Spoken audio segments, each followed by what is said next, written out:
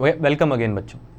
तो इस पार्ट 2 में हम डिस्कस करने वाले हैं 26 के बाद वाले सारे क्वेश्चंस, यानी 27 से 33 तक जितने भी हमारे सवाल हैं वो हम सॉल्व करने वाले हैं, डिस्कस करने वाले हैं। तो स्टार्ट करते हैं, नेक्स्ट क्वेश्चन करते हैं 27 का फर्स्ट पार्ट। तो यहाँ पे जैसा कि आप देख सकते हैं, आपको एक डायग्राम दिया हुआ है जिसमें कि एक्स वाई एक्सिस पे आपका मैग्नेटिक फील्ड बना हुआ है बी, और एक पार्टिकल है 1 कॉलम का जिसको कि आपने कुछ वेलोसिटी दी है v in the x direction, positive x direction. Okay, आगे बोल रहे हैं ये आपका जो वेलोसिटी है वो है 2i metre per second from a point 0 2 centimetre 0। अब इसका क्या मतलब है कि ये पार्टिकल आपका कहाँ पे प्रेजेंट है, y एक्सिस पे आपका पार्टिकल प्रेजेंट है, और इसको पॉजिटिव एक्स डायरेक्शन में एक वेलोसिटी दी गई है v, and it is under the influence of magnetic field which is clearly can be seen कि ये इनसाइड द पेज है, यानी कि आप देख सकते हैं कि ये किधर की डायरेक्शन में है, नेगेटिव z डायरेक्शन में है ना। जैसा कि यहाँ पे आप देख के आप कंक्लूड कर सकते हैं, माइनस में आपकी वैल्यू आ रही है k कैप में,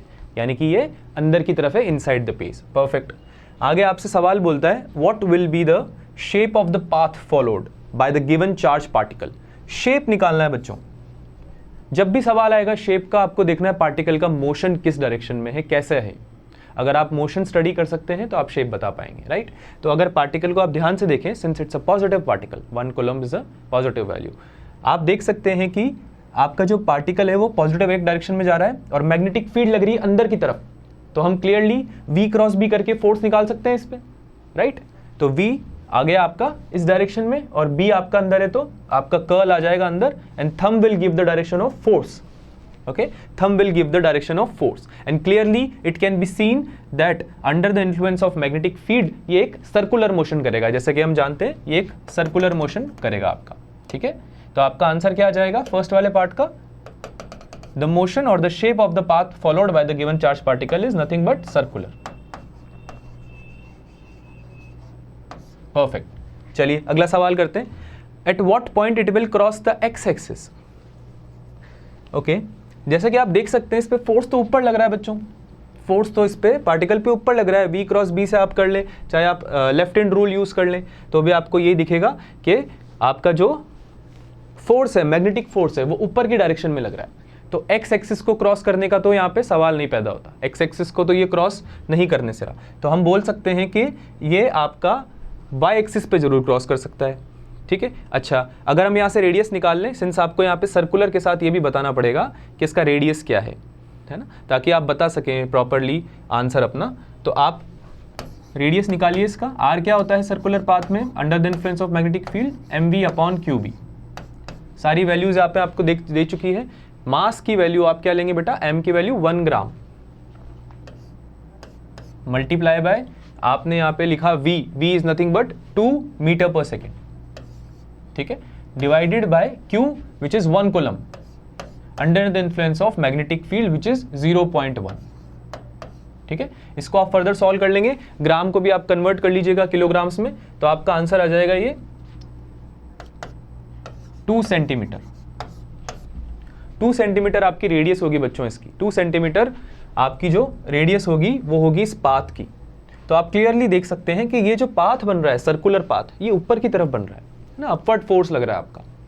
तो एक्स एक्सिस को क्रॉस करने का यहाँ पे सवाल पैदा नहीं होता, तो इसका आंसर आप बोल सकते हैं कि it will never cross X axis और it will not cross X axis, और या फिर आप बता सकते हैं कि ये वाई एक्सिस को कहाँ पे कट करने वाला है, ये वाई एक्सिस पे कहाँ पे इंटरसेक्ट करने वाला है, वो आप जरूर बता सकते हैं, क्योंकि ये एक सर्कुलर मोशन कर रहा है with a radius of 2 centimetre, ठीक है। 2 सेंटीमीटर की रेडियस लेके ये आपका सर्कुलर मोशन कर रहा है, ठीक है। चलिए आगे चलते हैं। What will be the kinetic energy of the particle when it will enter the 4th quadrant? अच्छा, काइनेटिक एनर्जी की अगर बात पूछी जा रही है आपसे, तो 4th क्वाड्रेंट में पूछा जाए या 2nd क्वाड्रेंट में, आपको कंफ्यूज नहीं होना है, परेशान नहीं होना है, क्योंकि आपको ये बात पता होनी चाहिए कि सिंस आपका जो फोर्स है वो परपेंडिकुलर रहेगा इंस्टेंटेनियस वेलोसिटी के हमेशा, तो आपका वर्क डन तो 0 रहेगा मैग्नेटिक फोर्स की वजह से, तो काइनेटिक एनर्जी आपकी चेंज नहीं होने वाली थ्रू आउट। तो आप डायरेक्टली काइनेटिक एनर्जी निकाल सकते हैं यहाँ से, हाफ mv², हाफ mv² से आप काइनेटिक एनर्जी निकाल सकते हैं यहाँ पे, हाफ इंटू मल्टीप्लाई बाय आपका जो 1 ग्राम मास है उसको आप किलोग्राम्स में ले लें, हाफ इंटू कितना हो जाएगा ये 10⁻³ मल्टीप्लाई बाय वेलोसिटी, कितनी दे रखी है वेलोसिटी आपको 2 meter per second, 2 meter per second, तो मल्टीप्लाई बाय 4,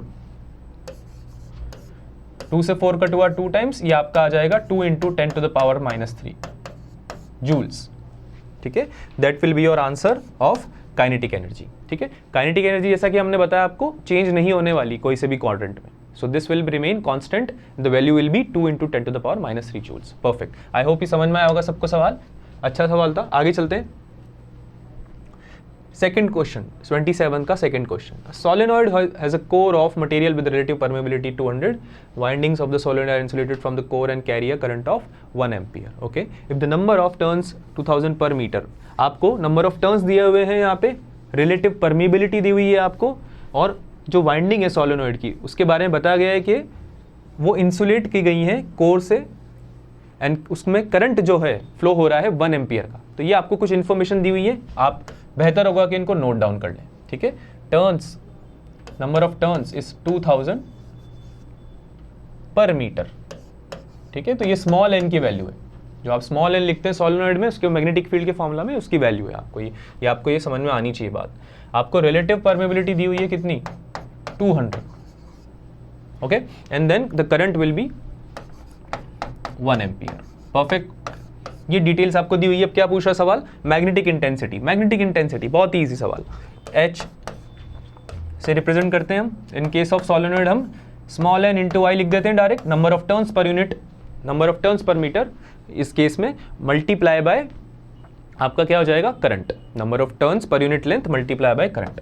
परफेक्ट, क्या आंसर आ जाएगा, म्यू आर है 200, आई है 1 एम्पियर और एन है 2000 sorry turns per meter. Okay, तो आपका आंसर आ जाएगा 2000 multiply by 1 which is 2 into 10 to the power 3 ampere per meter. क्या आंसर आ जाएगा फर्स्ट वाले का, 2 into 10 to the power 3 ampere per meter. Okay, ये आपका आया फर्स्ट वाले का आंसर। सेकंड वाला देखते हैं क्या पूछ रहा है, magnetic field. Magnetic field again, अगर आपका रिलेटिव परमेबिलिटी दिया हुआ है तो आपको मैग्नेटिक फील्ड के लिए क्या लिखना है, magnetic field will be equals to B equals to mu not into mu R into H. Intensity के साथ आप ये रिलेशन आपको पता होना चाहिए, काफी इंपॉर्टेंट है, mu not into mu R into H. ठीक है, म्यू नॉट आपका हो जाएगा permeability in free space, mu R आपका रिलेटिव परमेबिलिटी है जो कि गिवन है, और एच आपने अभी अभी निकाला है 2 इंटू 10 टू द पावर 3। सारी वैल्यूज को आप यहाँ पे रिप्लेस करेंगे and you will be able to calculate your magnetic field which is nothing but आपका आ गया म्यू आर 200, म्यू नॉट आपको पता है 4 pi into 10 to the power -7 होता ही है, और एच आपने अभी निकाला है 2 इंटू 10 टू द पावर 3। सब चीज़ों को आप यहाँ पे रिप्लेस करेंगे and your answer will B 0.50 Tesla. That would be the answer of magnetic field. काफ़ी इजी सवाल है, ये कुछ फॉर्मूलेज है बच्चों, ये अगर आप याद रखेंगे तो आपके लिए काफ़ी इजी हो जाएगी कैलकुलेशन। चलिए आगे चलते हैं, अगला पॉइंट मैग्नेटाइजेशन। मैग्नेटाइजेशन सबको पता होना चाहिए क्या होता है, mu r -1 multiply by H, mu r -1 multiply by H, यानी कि आपको रिलेटिव परमेबिलिटी और क्या चाहिए, मैग्नेटिक इंटेंसिटी। तो आपको दोनों चीज़ें पता है, magnetisation equals to mu r -1 into H, values put करिए, mu r is equal to 200 दे रखा है, 200 में से एक माइनस किया, क्या बना 199, मल्टीप्लाई बाय एच आपने अभी भी निकाला है, कितना हो जाएगा 199 into 2 into 10 to the power 3 ampere. So that will be your answer 199 multiply by 2 into 10 to the power 3। This will be your answer, the answer will be in obviously ampere per metre. ठीक है, तो ये आपके तीनों part solve हो चुके हैं। आगे चलते हैं। ओके, अगला सवाल है बेटा ईएमएफ पे। ठीक है, ईएमएफ पे अगला सवाल है, एक कंडक्टिंग कॉइल दे रखी है 50 टर्न्स की, जिसका एरिया दे रखा है 5/π centimetre square, is rotating along the axis of solenoid of length 50 centimetre and 2000 turns, carrying current of 5 ampere. यानी कि आपको सोलेनॉइड की सारी डिटेल्स दे रखी है बच्चों, सॉलिड की सारी डिटेल्स दे रखी है, और आपको बताया हुआ है कि एक कंडक्टिंग कॉइल है 50 टर्न्स की, जिसका एरिया भी दे रखा है, वो रोटेट कर रही है सोलेनॉइड के एक्सिस पे। ये आपका सवाल है। इसमें आपको बताया जा रहा है कि पूछा जा रहा है कि what will be the maximum EMF generated, what will be the maximum EMF generated. अब हमको पता है कि अगर सोलेनॉइड करंट कैरिंग सोलेनॉइड है आपका और उसमें आपका मैग्नेटिक फील्ड बन रहा है अगर, तो उस मैग्नेटिक फील्ड की वजह से एक फ्लक्स चेंज होगा आपके कंडक्टिंग कॉइल में, और जो चेंज इन फ्लक्स होता है वही क्या करता है, ईएमएफ जनरेट करता है। ये हमने पढ़ा हुआ है। तो इसको सॉल्व करते हैं इसी कॉन्सेप्ट के बेसिस पे। नंबर ऑफ टर्न्स दिए हुए हैं 50, एरिया ऑफ द कॉइल आपका हो जाएगा 5 divided by pi, centimetre square में दे रखा है बच्चों, तो आपको इसको मीटर स्क्वायर में कन्वर्ट कर लेना है। क्या हो जाएगा 5/5 into 10 to the power -4 metre square. ठीक है, ये कुछ यूनिट्स की गलतियां हैं, सिली मिस्टेक्स में इनको काउंट किया जाता है। अगर आप ये अवॉइड करेंगे तो बेटर होगा, आपका मार्क जो है वो बिल्कुल नहीं कटेगा। परफेक्ट। आगे बताया जा रहा है सोलेनॉइड के लिए आपको दी हुई है कुछ इन्फॉर्मेशन। नंबर ऑफ टर्न्स दिया हुआ है, आपको दिया हुआ है लेंथ सोलेनॉइड का, और आपको number of turns per unit length निकालने में आसानी हो जाएगी, क्योंकि आप क्या करेंगे 2000 को डिवाइड कर देंगे 0.5 से, 4000 टर्न्स पर मीटर आ जाएगा। यहाँ पे आपको दिया हुआ है सवाल में, ध्यान से देखिए, 50 सेंटीमीटर। 50 सेंटीमीटर का मतलब कितना होता है, 0.50 मीटर्स। ठीक है, तो number of turns per unit length आपको निकालना है, तो आप लिखेंगे 2000 डिवाइड बाय 0.50। परफेक्ट। अच्छा, करंट की वैल्यू दी हुई है 5 एम्पियर, करंट की वैल्यू दी हुई है 5 एम्पियर। तो आपको क्या निकालना चाहिए सबसे पहले, जैसा कि हमने डिस्कस किया कि मैग्नेटिक फील्ड जब पास होगी कंडक्टिंग कॉइल से, और उसकी वजह से जब वेरिंग मैग्नेटिक फील्ड की वजह से जब आपका फ्लक्स चेंज होगा, ठीक है, वेरिंग फ्लक्स की वजह से आपका ईएमएफ जनरेट होगा, और ईएमएफ जो जनरेट होगा वही आपको क्वेश्चन में सॉल्व करना है, निकालना है। ठीक है, तो सबसे पहले हम क्या निकालेंगे सोलेनॉइड का मैग्नेटिक फील्ड। क्या हो जाएगा बच्चों, म्यू नॉट एन आई। म्यू नॉट एन आई, म्यू नॉट होता है आपका परमिबिलिटी ऑफ फ्री स्पेस। ठीक है, इसको हम पुट करेंगे सारी वैल्यूज को, ये बन जाएगा आपका 4 pi into 10 to the power -7 mu naught. N हमने निकाल लिया है 4000, अब एन की जगह 2000 नहीं रखना है, इसीलिए मैं बार बार दोहरा रहा हूँ, रिपीट कर रहा हूँ कि आप कैपिटल एन की वैल्यू नहीं रखें, स्मॉल एन की रखें, which is nothing but number of turns per unit length. ठीक है, मल्टीप्लाई कर देंगे करंट से, तो आपका आंसर आ जाएगा 8 pi into 10 to the power -3 tesla. Your magnetic field will be 8 pi into 10 to the power -3 tesla. Perfect. अब हमें कंडक्टिंग कॉइल को यूज़ करना है, क्योंकि हमें फ्लक्स जो लिंक हो रहा है उस कॉइल से वो निकालना है। ईएमएफ निकालने के लिए चेंज इन फ्लक्स निकालना है, और चेंज इन फ्लक्स निकालने के लिए पहले फ्लक्स लिंक्ड निकालना है, कितना फ्लक्स लिंकेज है। ठीक है, फ्लक्स क्या होता है सबको पता है, बी डॉट ए, और अगर नंबर ऑफ टर्न्स भी दे रखे हैं आपके साथ में तो number of turns multiply by B dot A. ठीक है, तो N times B dot A आपको आ जाएगा फ्लक्स कॉइल का। ठीक है, अच्छा, तो सर आपने बोला कि ईएमएफ जो होता है वो d phi by d t होता है, d phi B by d t, change in magnetic flux per unit time, right. तो अगर हम इसको डिफरेंशिएट कर दें, फ्लक्स को अगर हम डिफरेंशिएट कर दें तो हमारा ईएमएफ आ जाना चाहिए, बहुत इजी। तो बी ए कॉस ओमेगा टी, कॉस का डिफरेंशिएशन क्या होता है, कॉस थीटा का डिफरेंशिएशन साइन थीटा, तो कॉस ओमेगा टी का क्या हो जाएगा, omega sine omega T, right, क्योंकि यहाँ पे ओमेगा टी था, तो आपका ओमेगा टी का भी डिफरेंशिएशन होगा विच इज ओमेगा टाइम के रिस्पेक्ट में, राइट। तो it will become N B A omega sine omega t, this will be your EMF.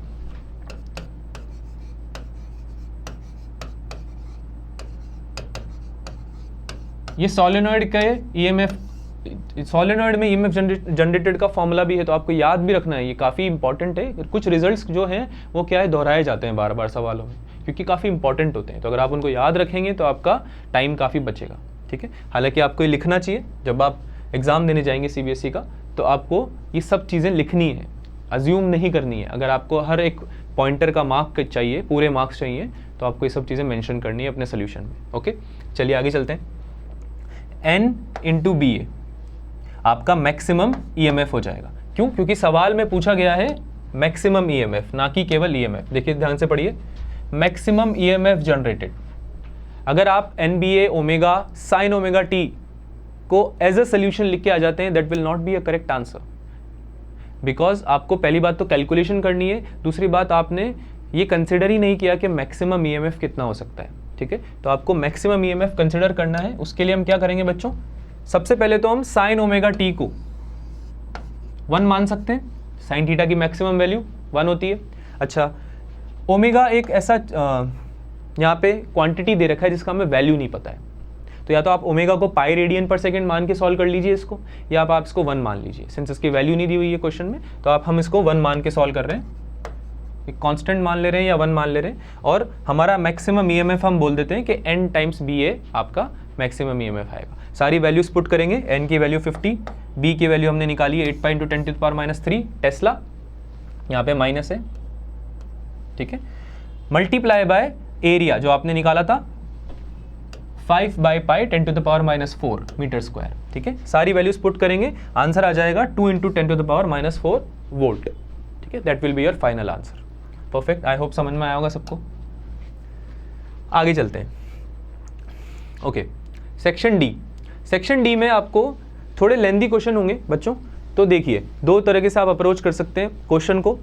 या तो आप डायरेक्ट क्वेश्चन पढ़िए अगर आपको आइडिया लग चुका है कि पैराग्राफ्स में क्या बात हो रही है, क्योंकि सेक्शन डी में अधिकतर ऐसे सवाल आएंगे जो कि पैराग्राफ बेस्ड होंगे। आपको थोड़ी इन्फॉर्मेशन दी जाएगी किस कॉन्सेप्ट पे आप पे सवाल पूछा जा रहा है, और उसके बाद आपसे सवाल पूछे जाएंगे, ठीक है। तो आप इस चीज़ को एक ब्रीफ ग्लांस देके स्किप कर सकते हैं अगर आपकी थोड़ी कॉम्प्रिहेंसिव एबिलिटी ज़्यादा है, अच्छी है तो, ठीक है। चलिए, when an external voltage is applied across a semiconductor diode, एक सेमीकंडक्टर डायोड के बारे में बात की जा रही है, और P side is connected to the positive terminal of the battery and N side is to negative terminal. ये बिल्कुल जो बेसिक अंडरस्टैंडिंग होती है डायोड वगैरह की, वो आपको बताई गई है, तो आप इसको जल्दी से पढ़ के सीधे क्वेश्चन पे स्किप कर सकते हैं। क्वेश्चन आपसे पूछ रहा है germanium and silicon diode start conducting at 0.3 volt and 0.7 volt respectively. In the following figure this connection is reversed, the value of V0 changes by. अच्छा, तो यहाँ पे जो V0 की वैल्यू है बच्चों, वो कितने से चेंज हो रही है दोनों केसेस में, ये आपसे सवाल पूछा गया पहला। यानी कि पहला केस जब जर्मेनियम और सिलिकॉन दोनों फॉरवर्ड बायस में कनेक्टेड हो। फॉरवर्ड बायस आपको पता होगा, पॉजिटिव टर्मिनल से कनेक्टेड है आपका P और नेगेटिव टर्मिनल से कनेक्टेड है आपका N टाइप। P टाइप और N टाइप के कनेक्शन के हिसाब से बताते हैं हम फॉरवर्ड बायस है या रिवर्स बायस है। अच्छा, सेकेंड केस में, पहले केस में दोनों है, सेकेंड केस में जर्मेनियम को आपने रिवर्स बायस में कनेक्ट कर दिया है, तो इससे आपका कोई करंट फ्लो नहीं होगा, तो आपका करंट फ्लो होने का एक ही ऑप्शन बचेगा विच इज सिलिकॉन। और दोनों केसेस का आपसे डिफरेंस पूछा जा रहा है, किस चीज का? V0 का, यानी आउटपुट वोल्टेज का। तो आउटपुट वोल्टेज के बारे में आपको ये बात पता होनी चाहिए कि आपका आउटपुट वोल्टेज क्या हो जाएगा। फर्स्ट केस में जब जर्मेनियम भी कनेक्टेड है फॉरवर्ड में और सिलिकॉन भी कनेक्टेड है फॉरवर्ड में, तो आपका आउटपुट वोल्टेज हो जाएगा जर्मेनियम का 0.3 वोल्ट इनिशियली, V1, ठीक है। क्योंकि जो लेसर वोल्ट है, लेसर आपका पोटेंशियल डिफरेंस है, लेसर वोल्टेज है, वहां से आपका करंट पास होना चाहेगा, है ना। अच्छा, सेकंड केस में जब जर्मेनियम को हमने रिवर्स बायस में कनेक्ट कर दिया है, आपका जर्मेनियम को उल्टा कर दिया है आपने, है ना, रिवर्स बायस में कनेक्ट कर दिया है, तो अब जर्मेनियम से तो पास होगा नहीं है। अब बचा ऑप्शन क्या? सिलिकॉन, केवल सिलिकॉन ऑप्शन बचा है। तो आपके सिलिकॉन का कितना था? 0.7 वोल्ट। तो आउटपुट वोल्ट कितना आ जाएगा? Output voltage 0.7 volt. तो फाइनल माइनस इनिशियल चेंज कितना आया? Final minus initial, your answer will B 0.4 volt. Answer will B 0.4 volt, ठीक है, बी ऑप्शन। परफेक्ट, आगे चलते हैं, नेक्स्ट क्वेश्चन करते हैं। Okay, so the value of V0 and ID for the network are. Okay, इसमें करंट कितना flow हो रहा है और V0 यानी आउटपुट वोल्टेज कितना है। तो इसमें आप KVL लगा दीजिए, काफ़ी इजी है। जैसा कि आप सर्किट देख सकते हैं, आपको इसमें सीधे KVL लगा देना है। क्या हो जाएगा ये?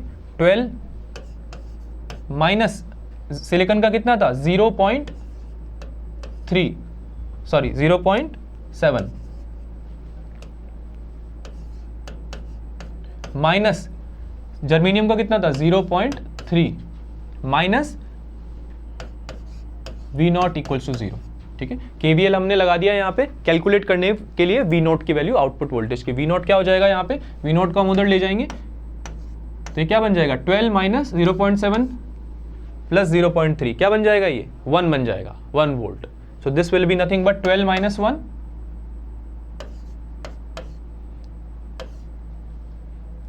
and this will become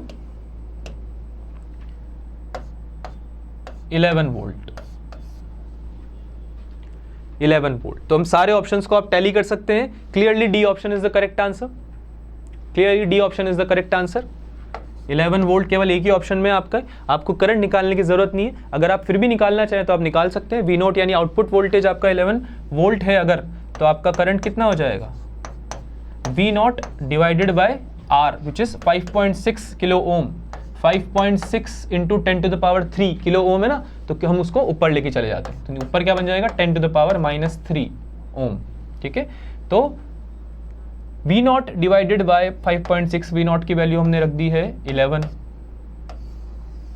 इसको फर्दर सॉल्व करेंगे तो आंसर कितना आएगा 1.96 milli ampere. 1.96 into 10 to the power -3 ampere आ रहा है, तो उसको हम क्या बोल सकते हैं 1.96 मिली एम्पियर। तो आपका डी ऑप्शन आपने क्रॉस चेक भी कर लिया, that it will be a right answer, correct answer. आगे चलते हैं, ठीक है, this will be your answer. आगे चलते हैं बच्चों, नेक्स्ट क्वेश्चन करते हैं। The circuit shown below contains 2 ideal diodes each with a forward resistance of 50 ohm. ठीक है, दोनों डायोड का आपका जो रेजिस्टेंस है वो 50 ओम दे रखा है सवाल में। ठीक है, सवाल जो पूछना चाह रहा है आपसे, वो पूछना चाह रहा है कि आपको बताना है कि अगर बैटरी आपकी 6 वोल्ट की है तो करंट कितना होगा through the 100 ohm resistance, current कितना फ्लो करेगा। ठीक है, तो आप सर्किट में करंट निकाल लीजिए, आपके पूरे सर्किट में करंट निकाल लीजिए, वही आपका 100 ओम में भी फ्लो करेगा, राइट। उसके लिए आपको क्या निकालना है, इक्विवेलेंट रेजिस्टेंस निकालना है। इक्विवेलेंट रेजिस्टेंस निकालने के लिए आपको इन तीनों को नहीं कंसिडर करना है। क्यों? क्योंकि सेकंड वाला जो है वो रिवर्स बायस में कनेक्टेड है, जैसा कि आप देख सकते हैं। तो यहाँ से तो कोई करंट फ्लो करेगा ही नहीं आपका, लेकिन D1 जो है वो फॉरवर्ड बायस में कनेक्टेड है, तो D1 को आपको काउंट करना है। उसका रेजिस्टेंस भी आपको दिया हुआ है 50 ओम। तो आप पहले तो इसका एक इक्विवेलेंट सर्किट बना लीजिए ताकि आपकी अंडरस्टैंडिंग इसमें बेटर हो। क्या कैसे बनेगा ये, 50 ओम से कनेक्टेड है आपका 150 ओम, ये फर्दर कनेक्टेड है बैटरी से, और ये कनेक्टेड है आपका 100 ओम से। ठीक है, ऐसा कुछ आपका सर्किट बनेगा बच्चों। ये कनेक्टेड है 150 ओम से, एंड दिस इज डायोड का कितना है 50 ohm, and battery is of 6 volts. ठीक है, जैसे कि आप देख सकते हैं तीनों यहाँ पे सीरीज में कनेक्टेड है। ये हमने बीच वाला तो हटा दिया है, क्यों? क्योंकि वो रिवर्स बायस में कनेक्टेड था, तो वहाँ से करंट फ्लो होगा नहीं, ये आपको पता होना चाहिए इसका लॉजिक। ठीक है, ये कितना हो जाएगा आपका 6 volt divided by 50 plus 150 plus 100, this will be your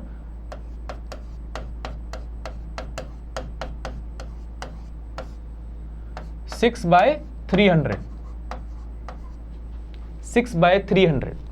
ठीक है, काफी इजी है सॉल्व करना। कितना आ जाएगा आंसर 0.20, कितना आंसर आ जाएगा 0.02, sorry 0.02 ampere, right.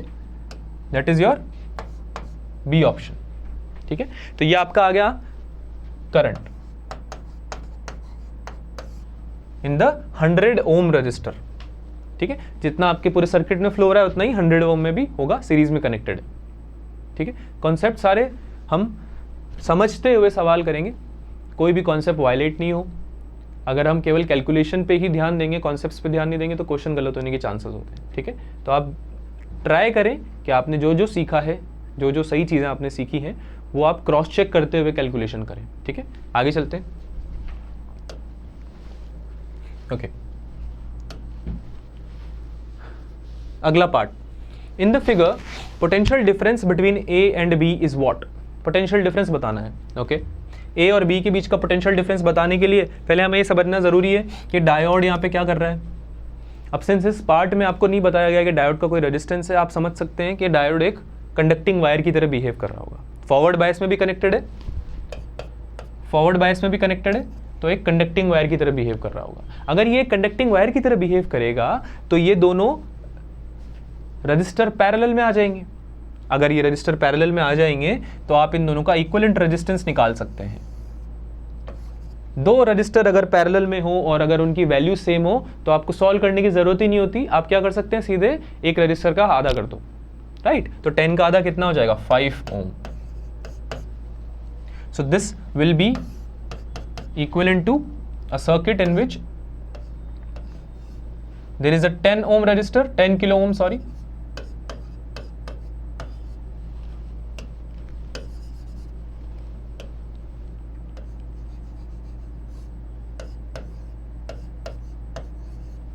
and there is a 5 kilo ohm resistor resistor which is in series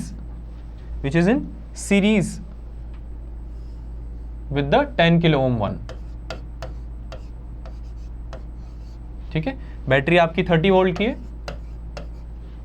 अब यहाँ पे काफी इजी आपने सवाल बना लिया ये, क्योंकि अब आपको क्या निकालना था, इसमें आपको निकालना था पोटेंशियल डिफरेंस। तो पोटेंशियल डिफरेंस निकालने के लिए हमें करंट निकालना जरूरी है, इसलिए हम आर इक्विवेलेंट निकाल रहे हैं। 10th क्लास में आपने सवाल किए होंगे सारे ऐसे, जिसमें आप आर इक्विवेलेंट निकालते थे, फिर आप करंट निकालते थे सर्किट में, तो आपको आइडिया भी होगा, बहुत ही पुरानी चीज़ है, बेसिक चीज़ है ना।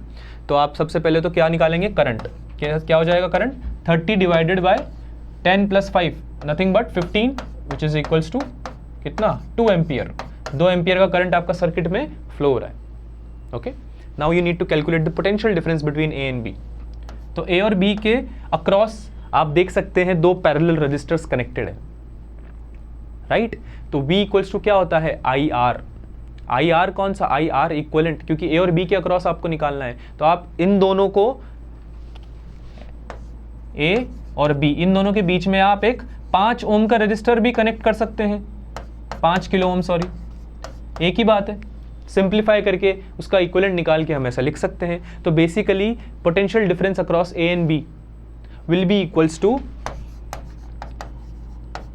Current that will be flown in that which is 2 ampere multiply by the resistance, equivalent resistance, which is nothing but 5, right? So this will be 10. The answer will be 10. ठीक है, वैसे तो यूनिट्स ओम में होती है, but यहाँ पे option के हिसाब से 10 जो है मोस्ट अप्रोप्रिएट है, तो आप 10 यहाँ पे आंसर मार्क कर सकते हैं। ठीक है, परफेक्ट, आगे चलते हैं।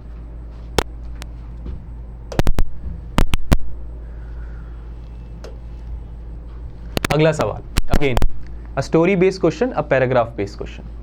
जैसा कि आप यहाँ पे देख सकते हैं, एक आपको यहाँ पे एक्सपेरिमेंट या इक्विपमेंट के थ्रू समझाया हुआ है, पूरा पैराग्राफ दिया हुआ है, एंड जो उसका सार है वो ये निकल के आएगा कि ये फोटो इलेक्ट्रिक इफेक्ट के बारे में आपको चीज़ें बताया है। ठीक है, फोटो इलेक्ट्रिक इफेक्ट आपने पढ़ा होगा सबने, तो फोटो इलेक्ट्रिक इफेक्ट अगर आपने पढ़ा हुआ है, आप जानते हैं, तो आपको पूरा पढ़ने की जरूरत नहीं, आपको थोड़ा बहुत फिगर से भी आइडिया लग जाएगा कि फोटो इलेक्ट्रिक इफेक्ट की बात हो रही है। फोटो करंट जनरेशन होता है इसके थ्रू, और यहाँ पे माइक्रो एम्पियर में आपका जो है करंट मेजर किया जाएगा कि अगर फोटो इलेक्ट्रिक इफेक्ट हो जाता है, फोटो करंट बन जाता है, तो कितना करंट बनेगा, इस बारे में सवाल बन सकते हैं। ठीक है, यहाँ पे आपको एक इन्फॉर्मेशन दी हुई है, वो आपको जरूर ध्यान देनी है, which is nothing but work function. जो मटेरियल यूज हुआ है उसका वर्क फंक्शन दिया हुआ है 6.35 इलेक्ट्रॉन वोल्ट, जो कि हम यूज में लेंगे हमारे क्वेश्चन सॉल्व करते वक्त। चलिए भाई आगे चलते हैं, सवाल सॉल्व करते हैं। If infrared radiation of 3 × 10⁻11 Hz is used as incident radiation, determine the reading of microammeter. Justify mathematically, यानी कि आपको सॉल्व करके बताना है। ठीक है, आपको ये बताना है पहली बात तो कि आपकी माइक्रोएमीटर की रीडिंग क्या होगी, और उसको आपको सॉल्व करके बताना है। अच्छा, माइक्रोएमीटर की रीडिंग का मतलब क्या हुआ कि क्या करंट फ्लो होगा या नहीं, क्या फोटो करंट फ्लो होगा या नहीं। तो हमें बेसिक कंडीशंस पता है फोटो इलेक्ट्रिक इफेक्ट की कि कब फोटो करंट फ्लो होता है। चलिए सॉल्व करते हैं भाई। अच्छा, इंफ्रारेड रेडिएशन जो इंसिडेंट रेडिएशन यूज हुई है, हमें सबसे पहले तो निकालना है कि उसका फ्रीक्वेंसी कितना होने वाला है। ठीक है, तो आपको पता है आपका वर्क फंक्शन होता है H new not. Work function क्या होगा, एच न्यू नॉट।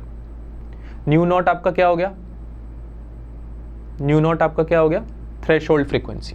ठीक है, तो threshold frequency is nothing but work function divided by Planck's constant. Work function आपको दिया हुआ है सवाल में 6.35 इलेक्ट्रॉन वोल्ट, तो वोल्ट में कन्वर्ट करने के लिए मल्टीप्लाई कर दीजिए 1.6 × 10⁻−19 से इलेक्ट्रॉन की वैल्यू होती है, डिवाइडेड बाय एच 6.63 × 10⁻34, ये भी आपको पता होना चाहिए। ठीक है, जब आपने ये सॉल्व किया तो आपका आ गया 1.5 × 10⁻15 हर्ट्ज। ये आपकी फ्रीक्वेंसी आई है, कौन सी, थ्रेशोल्ड फ्रीक्वेंसी। अब थ्रेशोल्ड फ्रीक्वेंसी क्या होती है बच्चों, थ्रेशोल्ड फ्रीक्वेंसी होती है the minimum frequency of the incident radiation should be more than the value of threshold frequency in order for the photo current to flow, या फोटो इलेक्ट्रिक इफेक्ट होने की ये कंडीशन होती है। ठीक है, या मिनिमम फ्रीक्वेंसी जिससे कम में फोटो इलेक्ट्रिक इफेक्ट नहीं हो सकता, उसको बोलते हैं थ्रेशोल्ड फ्रीक्वेंसी। ये आपको पता होना चाहिए। थ्रेशोल्ड वेवलेंथ क्या होती है, इसके ऑपोजिट, यानी कि मैक्सिमम वेवलेंथ जिस पे आपका फोटो इलेक्ट्रिक इफेक्ट पॉसिबल है, उसके ऊपर आपने और बड़ी वेवलेंथ ली तो फोटो इलेक्ट्रिक इफेक्ट नहीं होगा। तो ये कुछ चीज़ें हैं जो कॉन्सेप्चुअली आपको पता होनी चाहिए। चलिए आगे चलते हैं। सिंस वैल्यू आई है 1.5 इंटू 10⁻15 hertz, this is the value of threshold frequency. Now you need to check it with the incident radiation की frequency which is nothing but 3 into 10⁻11 hertz. 3 into the 10 to the power 11 hertz. 10 to the power 11 is definitely lesser than 10 to the power 15. So infrared radiation की कम होने की वजह से frequency यहाँ पे photo electrons नहीं एमिट होंगे, फोटो करंट नहीं जनरेट होगा। So the value that the micro ammeter will be showing will be 0। ठीक है, यहाँ पे आपने ये कैलकुलेट करके बताया मैथमेटिकली, तो आपका दोनों पार्ट हो गया। आगे चलते हैं। In the given diagram, if terminal B is shifted towards the left, then how will it affect the reading of microammeter? तो आपके डायग्राम पे आते हैं। डायग्राम में आपसे बोला जा रहा है कि अगर आपका जो टर्मिनल है ये बी टर्मिनल जो है, ए टर्मिनल तो आपका कलेक्टर प्लेट हो गया, और बी टर्मिनल अगर आप ये बोला जा रहा है कि लेफ्ट में शिफ्ट कर दें, यानी कि उसको नेगेटिव पोटेंशियल की तरफ लेके जाएं, नेगेटिव पोटेंशियल की तरफ, यानी कि आप अपने कलेक्टर प्लेट को अब नेगेटिवली चार्ज करना चाह रहे हैं, रिवर्स आपने कर दिया है, उल्टा कर दिया है पोटेंशियल। तो अगर आप रिवर्स पोटेंशियल करने लगते हैं तो फोटो करंट आपका कम होने लगता है। अगर आप रिवर्स पोटेंशियल कर देते हैं तो फोटो करंट कम होने लगता है। आपको पता होना चाहिए बात, क्योंकि जो इलेक्ट्रॉन आएगा यहाँ से, एमिटेड इलेक्ट्रॉन, उसको रिपल्शन फील होता है। नेगेटिवली चार्ज प्लेट उधर है, वो खुद एक नेगेटिवली चार्ज पार्टिकल है, तो उसको रिपल्शन फील होता है, और अगर रिपल्शन फील होगा तो फोटो करंट जो बन रहा है हमारा वो कम होने लगेगा। और यही आपसे सवाल पूछना चाहता है कि क्या होगा, ये पूछना चाह रहा है। तो क्या हो जाएगा बेटा, कम हो जाएगा, कम हो जाएगा। ठीक है, फोटो करंट कम हो जाएगा। इसका आपको एक ग्राफ भी बना लेना चाहिए, क्योंकि अगर आप ग्राफ के थ्रू आंसर एक्सप्लेन करेंगे आपका तो बेटर होगा। कुछ ऐसा ग्राफ बनेगा बच्चों, फोटो करंट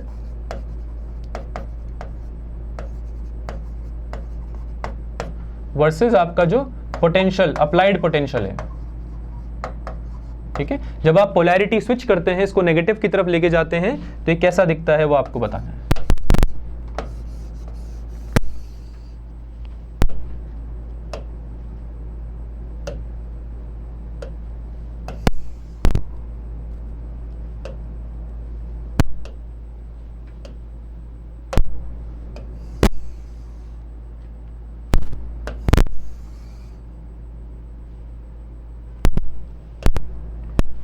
ठीक है, तो आपका ग्राफ कैसा बन के आता है, कुछ इस प्रकार का।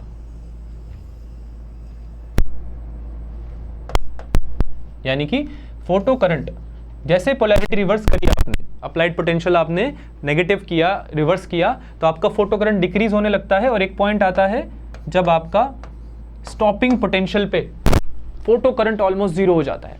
यानी कि फास्टेस्ट मूविंग इलेक्ट्रॉन, जिस इलेक्ट्रॉन के पास सबसे ज्यादा काइनेटिक एनर्जी है, वो भी आपका कलेक्टर प्लेट पे रीच कर ही नहीं पाएगा, तो फोटो करंट प्रोड्यूस ही नहीं होगा। और वो वोल्टेज या वो पोटेंशियल जिस पे आप ऐसा कर दो कि आपका मैक्सिमम काइनेटिक एनर्जी हो रहा है, इलेक्ट्रॉन भी नहीं पहुंच पा रहा है कलेक्टर प्लेट पे, उस पोटेंशियल को हम बोलते हैं stopping potential, right. So this will be the graph, you should draw this graph whenever you been asked this situation। ठीक है, ऐसे सिचुएशन में आप ग्राफ पूछे या नहीं पूछे, आपको ड्रॉ जरूर करना है। It will be better for your markings, right.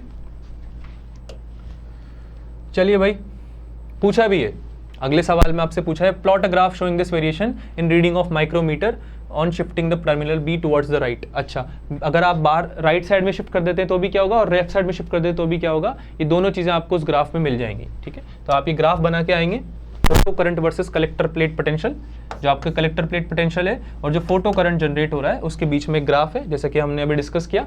Same graph आपको यहाँ बना के आना है, आगे सवाल पूछ भी लिया पेपर में।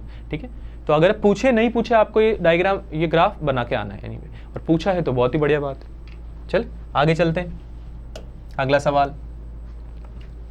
A dielectric slab of thickness T is introduced between the plates of parallel plate capacitor of area A in separation D. Find the expression for the capacitance with the dielectric slab. आपको क्या बताया हुआ है कि एक dielectric slab को आपने introduce कर दिया पैरेलल प्लेट कैपेसिटर में। पैरेलल प्लेट कैपेसिटर का सवाल है, आपको पैरेलल प्लेट कैपेसिटर के सारे बेसिक फॉर्मूलाज पते होने चाहिए ताकि आप इस तरह के सवाल सॉल्व कर पाएँ। ठीक है, सबको पता होगा कि पैरेलल प्लेट कैपेसिटर कुछ इस तरह का दिखता है। अगर आप उसको कनेक्ट कर दो बैटरी से, चार्जिंग जब उसकी स्टार्ट हो जाती है उस पर, चार्जेस कुछ इस तरह से डिस्ट्रीब्यूट हो जाते हैं और एक electric field between the plates generate हो जाती है। ठीक है, चलिए इसका कैपेसिटेंस क्या होता है बच्चों, epsilon not a by D. ये आपको कुछ फॉर्मूले पता होने चाहिए। ठीक है, अब सवाल बोल रहा है कि आपने क्या किया, आपने एक डाइलेक्ट्रिक इंसर्ट कर दिया, एक स्लैब इंसर्ट कर दिया विद अ डाइलेक्ट्रिक कांस्टेंट के। दोनों तरफ से थोड़ा सा गैप रखते हैं जनरली, क्योंकि सवाल में बताया भी हुआ है कि इसकी जो थिकनेस है टी, वो प्लेट की जो सेपरेशन है स्मॉल डी उससे छोटी है, T is lesser than D. ठीक है, तो ये आप जब डायग्राम बनाओगे तो इस चीज का ध्यान जरूर रखना। ठीक है, कि आपको सवाल में क्या दिया हुआ है। तो यहाँ पे जो थिकनेस है वो डी से छोटी है और आपका एक डाइलेक्ट्रिक जो है स्लैब जो है इंसर्ट कर दिया आपने प्लेट्स के बीच में। अब सवाल पढ़ते हैं, क्या पूछना चाह रहा है। कॉपर स्पेयर, सॉरी यही सवाल है, आपको पूछा जा रहा है find an expression for the capacitance with the dielectric slab. अच्छा, तो इनिशियली तो आपका कैपेसिटेंस यही था विदाउट स्लैब, अब स्लैब इंसर्ट कर दिया है तो कैपेसिटेंस में क्या बदलाव आ गया है ये आपसे पूछा जा रहा है। तो इसको निकालते हैं।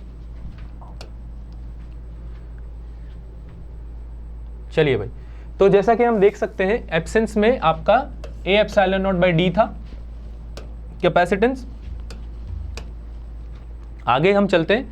अच्छा, इलेक्ट्रिक फील्ड आपको पता होनी चाहिए, दोनों प्लेट्स की वजह से जो इलेक्ट्रिक फील्ड एग्जिस्ट करेगी उनके बीच में, कब, जब आपने डाइलेक्ट्रिक स्लैब नहीं लगाया है, तो क्या होगी वो सिग्मा बाई एप्सिलॉन नॉट। ये आपने फर्स्ट चैप्टर में इलेक्ट्रोस्टैटिक्स में भी पढ़ा होगा। Sigma is nothing but the charge density, charge पर unit area, Q by A, but on account of polarization of the electric field inside dielectric changes, right? तो होता क्या है बच्चों कि आपका जब डाइलेक्ट्रिक स्लैब इंसर्ट करते हो आप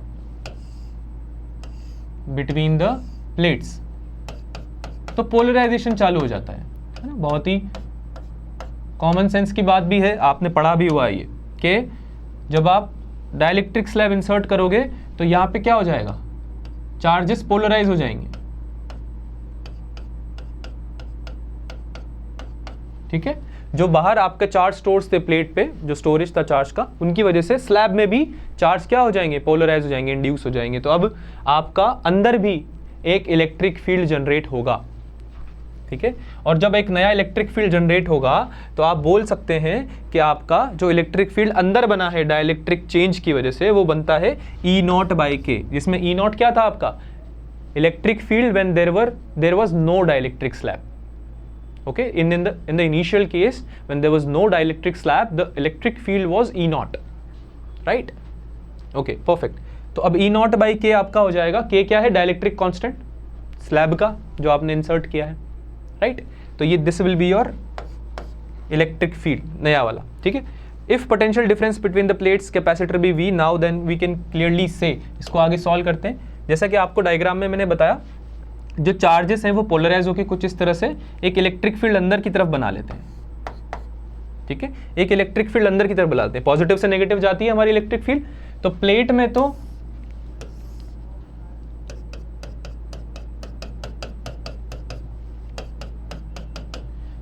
एक इलेक्ट्रिक फील्ड बनी रही है अक्रॉस द प्लेट, जिसे कि हम ई नॉट भी बोल दे रहे हैं। और सिंस आपने एक डाइलेक्ट्रिक स्लैब लगा दिया है बीच में, now that you have inserted a dielectric slab, इसमें जो चार्ज पोलराइज हुए हैं उनकी वजह से भी एक इलेक्ट्रिक फील्ड बनेगी इनसाइड द स्लैब। ठीक है, तो ये जैसे कि नेगेटिव नेगेटिव नेगेटिव नेगेटिव और इधर आ जाएगा पॉजिटिव, तो इस डायरेक्शन में एक इलेक्ट्रिक फील्ड बन जाएगी आपकी ई इनसाइड। ठीक है, ई इनसाइड। ठीक है, अब ये इलेक्ट्रिक फील्ड और ये इलेक्ट्रिक फील्ड दोनों मिलके एक नेट इलेक्ट्रिक फील्ड बनाएगी। उसको आप जनरली लिखते हैं क्या, ई नॉट माइनस ई इनसाइड, क्योंकि अपोजिट डायरेक्शन है आप देख सकते हैं। लेकिन इसका यहाँ पे कोई काम नहीं, क्योंकि हम डाइलेक्ट्रिक कांस्टेंट के साथ एक रिलेशन ऑलरेडी जानते हैं इस नेट इलेक्ट्रिक फील्ड का, जो कि हम लिख चुके हैं पहले, ई नॉट बाई के। तो हम उसको यूज करेंगे, because in our derivation we need to mention the K which is dielectric constant of slab. ठीक है, चलिए तो इसको सॉल्व करते हैं बच्चों। अच्छा, आपको ये बात पता होनी चाहिए कि जो potential difference across the plate होगा वो E मल्टीप्लाई बाय डी होता है। ये बात आपको पता होनी चाहिए, फॉर्मूला आपको पता होना चाहिए।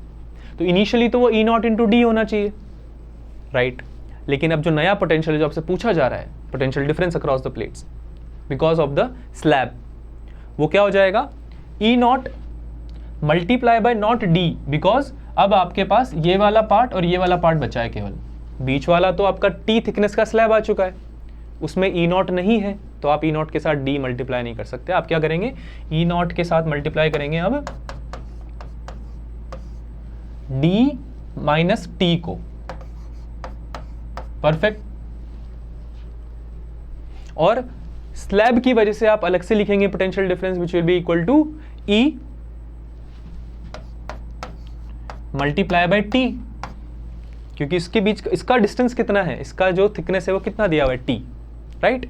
अच्छा, ई को आप लिख सकते हैं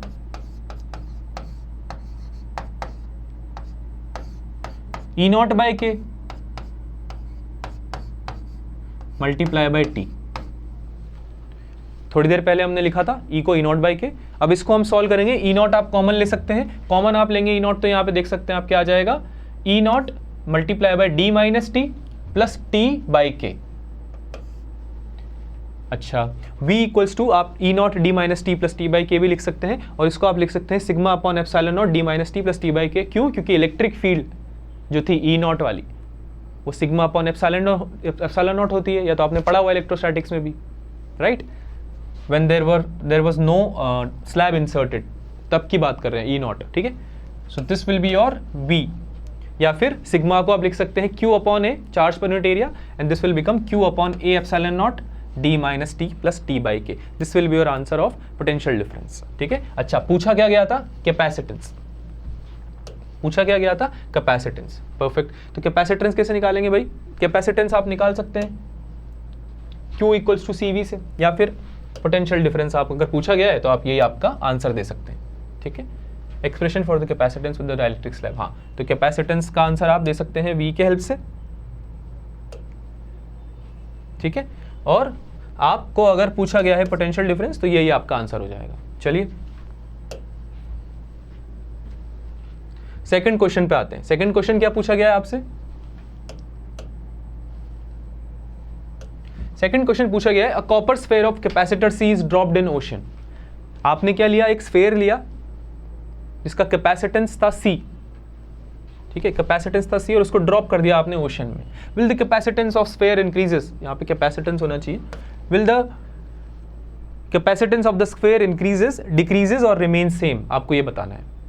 तो एक बहुत ही कॉमन सेंस की बात है कि अगर आप पानी में डालोगे उसको तो पोलराइजेशन होगा चार्जेस का, अगर पोलराइजेशन होगा तो इलेक्ट्रिक फील्ड में बदलाव आएगा, अगर इलेक्ट्रिक फील्ड में बदलाव आएगा तो पोटेंशियल डिफरेंस में बदलाव आएगा, और अगर पोटेंशियल डिफरेंस में बदलाव आएगा तो आपका कैपेसिटेंस भी चेंज होगा। अगर V में बदलाव आएगा तो आपका कैपेसिटेंस भी चेंज होगा, ठीक है। तो कैसे चेंज होगा ये देखते हैं हम। Capacitance of sphere will increase, ठीक है, क्योंकि V आपका क्या होता है, E इंटू डी, ठीक है, और C क्या होता है, Q divided by V। For a spherical capacitor आप लिख सकते हैं C equals to Q by V, ठीक है। और V कम हो रहा है, V क्यों कम हो रहा है, क्योंकि आपका E कम हो रहा है। Since V is equals to E into D, an electric field will decrease because of polarization, जो अभी हमने पैरेलल प्लेट कैपेसिटर में भी देखा कि होता है, ठीक है। आपका जो इलेक्ट्रिक फील्ड है, नेट इलेक्ट्रिक फील्ड, वो इनिशियली जो था उसके कंपैरिजन में कम हो जाएगा because of the polarisation in water. Water में डाल दिया ना आपने, तो इलेक्ट्रिक फील्ड कम हुआ तो पोटेंशियल भी कम हुआ, पोटेंशियल कम हुआ तो कैपेसिटेंस बढ़ गया। जितना चार्ज स्टोर कर सकता है आपका डिवाइस, आपका कंडक्टर 1 वोल्ट पे, वो अब ज्यादा कर सकता है पहले के कंपैरिजन में। यही कैपेसिटेंस की डेफिनेशन भी होती है। बढ़िया, अगला सवाल, a capacitor of is connected across a source of potential difference V and then separation D between the plates is increased using insulating stick. Plot V versus D graph for the given capacitor. एक capacitor लिया आपने जो कि connected था across a source of potential difference V and then separation D between the plates is increase. अगर आपने separation बढ़ा दिया, ठीक है, तो आपको पूछा जा रहा है कि जो आपका V वर्सेस D ग्राफ है वो कैसा दिखेगा। तो बहुत ईजी है, इस तरह के आपने सवाल सॉल्व भी कर रखे हैं पहले। एक स्ट्रेट लाइन बन जाएगी, स्ट्रेट लाइन बन जाएगी आपकी, ठीक है, क्योंकि V और D के बीच में आप ग्राफ बना रहे हैं, V और D के बीच में आप ग्राफ बना रहे हैं, तो V इक्वल्स टू क्या होता है, E टाइम्स T, तो आपका क्या बन जाएगा, एक स्ट्रेट लाइन बन जाएगी जो कि ओरिजिन से स्टार्ट हो रही है, ठीक है, Y equals to mx straight line का ये आपको ग्राफ बनेगा, ठीक है। आगे चलते हैं, next question, if a charge of 1 microcoulomb is placed at the origin and another charge of 3 microcoulombs placed at the point 20, 0, 0 in an external uniform electric field of 4 volt per meter I cap with the electric potential at origin to be 0। तो आपको कुछ conditions दी हुई है बच्चों, एक तो आपका origin पे चार्ज रखा हुआ है 0, 0, 0, यहाँ पे आपका चार्ज रखा हुआ है Q1 लेट से, और एक बोला जा रहा है कि 20, 0, 0 पे एक और चार्ज रखा हुआ है, 20, 0 और 0 पे एक और चार्ज Q2 रखा हुआ है, okay. In an external uniform electric field of 40 volt per metre i cap का मतलब कि जिस डायरेक्शन में आपका चार्ज रखा हुआ है which is in the positive x direction, आप क्लियरली देख सकते हैं, उसी डायरेक्शन में इलेक्ट्रिक फील्ड लगा दी इन लोगों ने, ओके। तो ये इलेक्ट्रिक फील्ड जो लगी हुई है बच्चों, वो कुछ इस तरह से लगी हुई है, EX क्यों बोला मैंने, क्योंकि एक्स डायरेक्शन में, पॉजिटिव एक्स डायरेक्शन में आपकी लगी हुई है इलेक्ट्रिक फील्ड।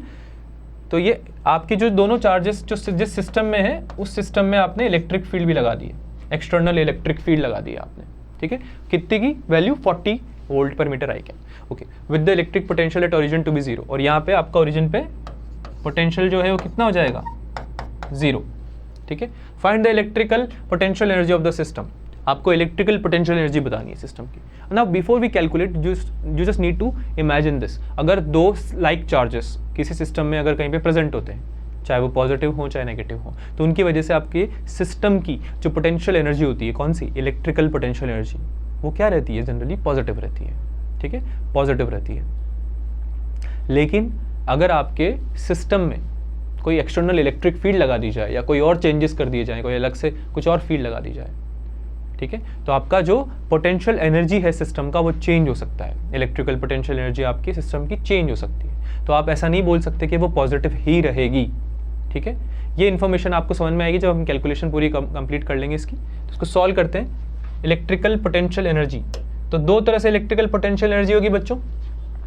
ये जो दो चार्जेस आपके प्रेजेंट है, एक तो उनकी वजह से एक म्यूचुअल पोटेंशियल एनर्जी होगी सिस्टम की Q1 एंड Q2 की वजह से, राइट। क्या हो जाएगी वो, that will B U12 will be K times Q1 Q2 divided by R, ठीक है। K की वैल्यू आपको पता है 9 × 10⁹, Q1 Q2 की वैल्यू आपको दे रखी है, कितनी दे रखी है, Q1 is nothing but 1 microcoulombs and Q2 is also 3 microcoulombs, ठीक है। 1 × 3 × 10⁻⁻6 मल्टीप्लाई बाय 10⁻⁻6, दोनों माइक्रोकुलम्स में दे रखे हैं, दोनों माइक्रोकुलम्स में दे रखे हैं। ये आपको दिख नहीं रहा होगा, यहाँ पे मैं रेड कलर यूज कर लेता हूँ, ठीक है। आई होप अभी विजिबल हो।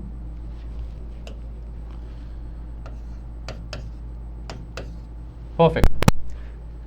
सेपरेशन कितना है दोनों चार्जेस में, सेपरेशन कितना है, एक ओरिजिन पे रखा हुआ है, एक 20 यूनिट्स पे रखा हुआ है, तो सेपरेशन 20 का हो गया, है ना। सेपरेशन कितना हो गया, 20 का हो गया,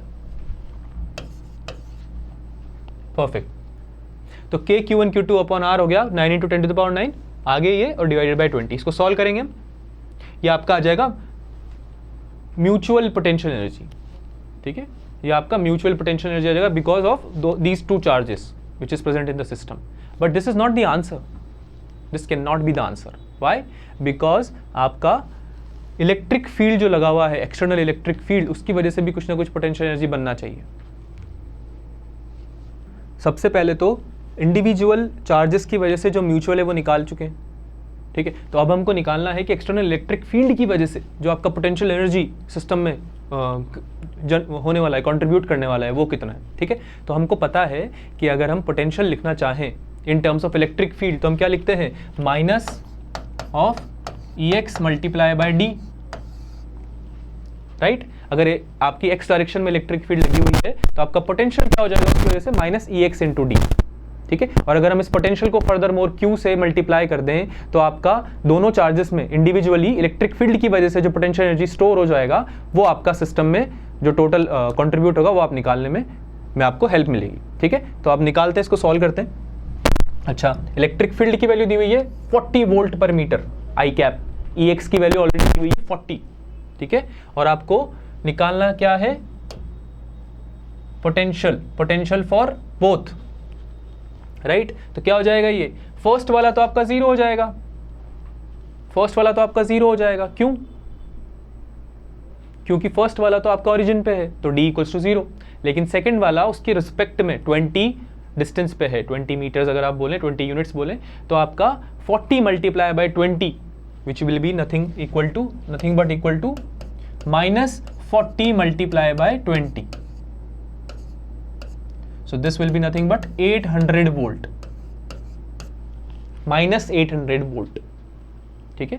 अब माइनस 800 वोल्ट की वजह से आपको बताना है कितना आपका पोटेंशियल एनर्जी स्टोर होगा। सो this will be nothing but 40 multiply by 20 multiply by आपका चार्ज कितना था बच्चों, चार्ज कितना था आपका,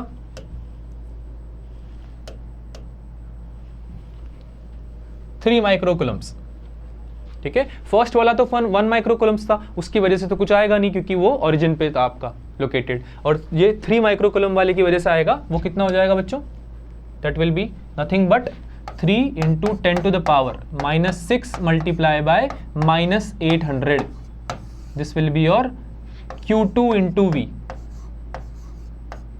ठीक है, जिसको आपको ऐड करना है, Q2 इंटू V, इसको आपको ऐड करना है किसमें, म्यूचुअल वाले में, ठीक है। तो टोटल कितना हो जाएगा आपका, दिस प्लस 0 प्लस दिस, ये आपका टोटल पोटेंशियल एनर्जी जो है सिस्टम की, उसका आंसर आपको मिल जाएगा, ठीक है। चलिए बहुत बढ़िया, अगला सवाल करते हैं। If one charge particle is moved from A to C to B, A से C लेके गए और फिर B तक लेके गए, another charge particle of equal magnitude is moved from A to D to B, एक को लेके गए आप A से B C के थ्रू, एक को लेके गए आप A से B D के थ्रू, यानी कि आपने अलग अलग पाथ लिए हैं, okay. In uniform external magnetic field then for which charge particle more work will be needed, okay, alright. अच्छा, तो ठीक है, यहाँ पे एक्सटर्नल मैग्नेटिक फील्ड नहीं आएगा, ये इलेक्ट्रिक फील्ड की बात हो रही है। यहाँ पे इन्होंने डायग्राम में लिखा भी है, यहाँ पे टाइपो हो गया होगा, ठीक है। इलेक्ट्रिक फील्ड की बात हो रही है, एक्सटर्नल इलेक्ट्रिक फील्ड यहाँ पे लगा हुआ है, ठीक है।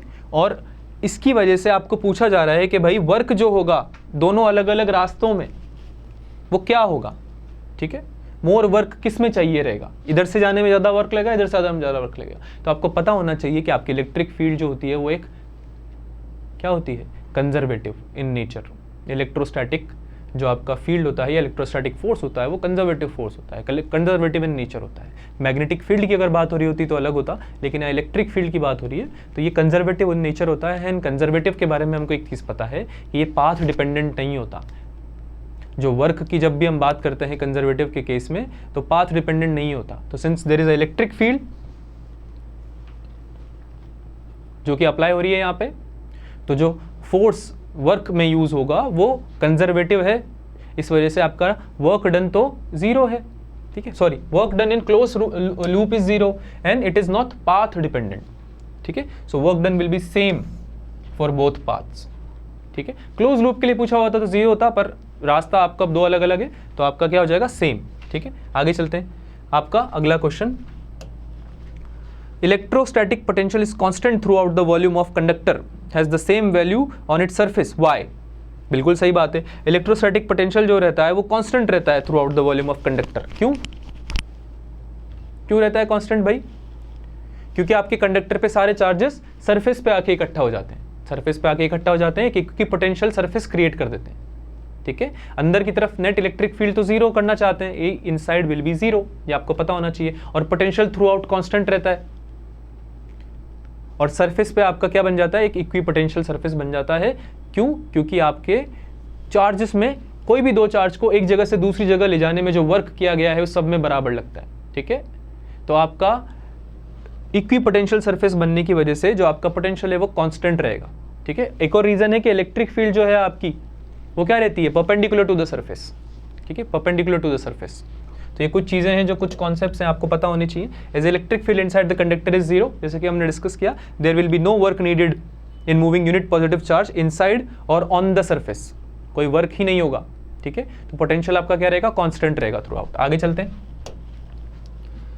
Derive lens maker formula. Lens maker formula derive करना है बच्चों, ये तो आप कर लेंगे, ठीक है, इसमें हमें दोबारा करने की यहाँ पे कोई ज़रूरत नहीं, आप एक बार गो थ्रू कर लें, अपने आपके एनसीईआरटी में भी दिया हुआ है, आप लेंस मेकर फॉर्मूला ज़रूर एक बार गो थ्रू कर लें, ठीक है। एक डायग्राम आप बनाएं, इसमें मैं आपको थोड़ा सा समझा देता हूँ। ये डायग्राम आपको बनाना है, आप एग्जाम्पल के लिए कॉन्वेक्स लेंस ले सकते हैं, कॉन्केव लेंस, जो भी आपको सूटेबल हो, ठीक है। आप उसकी ज्योमेट्री बताएं हैं, उसमें आप इंसिडेंट जो रे है वो डालें, ठीक है, रिफ्रैक्शन कराएं, और उसके बाद आप सारी पैरामीटर्स लेके लेंस मेकर फॉर्मूला अपना डिराइव कर सकते हैं। ये सारा पूरा डेरिवेशन आपका क्लास में भी डिस्कस किया गया है हमारे द्वारा, और आपने अपनी एनसीईआरटी में भी ये पढ़ा होगा, ठीक है। चलिए, जब आप लेंस मेकर फॉर्मूला डिराइव कर लेंगे तो इसका अगला सवाल जो है वो उसी पे बेस्ड है। Equiconvex lenses are to be manufactured from a glass of refractive index 1.55 with both faces of the same face of the curvature. Equiconvex lens, या जिसको आप कॉन्वेक्स लेंस भी बोल देते हैं कैजुअली, दोनों सर्फेसेस जिसकी कॉन्वेक्स है, तो इस लेंस की बात हो रही है कि रेडियस ऑफ कर्वेचर अगर सेम हो, R1 और R2 सेम हो अगर, और रिफ्रैक्टिव इंडेक्स 1.55 हो, तो what is the radius of curvature required if the focal length is to be 10 centimetre. तो R की वैल्यू बतानी कि आपको रेडियस ऑफ कर्वेचर क्या होगा अगर आपका फोकल लेंथ 10 सेंटीमीटर हो तो, ठीक है। तो आपका जो लेंस मेकर फॉर्मूला है बेटा, वही हम यूज़ करने वाले हैं यहाँ पे, ठीक है। लेंस मेकर फॉर्मूला यूज़ करने वाले हैं हम यहाँ पे। रिफ्रैक्टिव इंडेक्स जो है आपका वो कितना है, 1.55, और इक्वी कॉन्वेक्स लेंस का जो आपको f दिया हुआ है वो कितना दिया हुआ है, 10 सेंटीमीटर दिया हुआ है, ठीक है। अच्छा, इसमें जो इंपॉर्टेंट बात है समझने की वो ये है कि अगर रेडियस ऑफ कर्वेचर एक फेस का R1 है तो दूसरे जो फेस है उसका कितना हो जाएगा, -R1, क्योंकि मैग्नीट्यूड सेम है, कर्वेचर नहीं। एक का कर्वेचर अगर इधर की तरफ है राइट साइड तो एक का लेफ्ट साइड है, एक अगर पॉजिटिव वैल्यू होल्ड करेगा तो एक नेगेटिव वैल्यू होल्ड करेगा, वैल्यू का दोनों का मैग्नीट्यूड सेम रहेगा, R1 दोनों रहेंगे, एक पॉजिटिव एक नेगेटिव। तो आपको ये वैल्यूज जो है ये पुट कर देनी है आपके लेंस मेकर फॉर्मूला में, 1/f equals to mu -1 1/R1 minus 1/R2। यहाँ पे आपका R2 और R1 सेम है, तो आपको साइन के साथ में बस वो रख देना है value, and your answer will be accordingly calculated. Okay, आगे चलते हैं।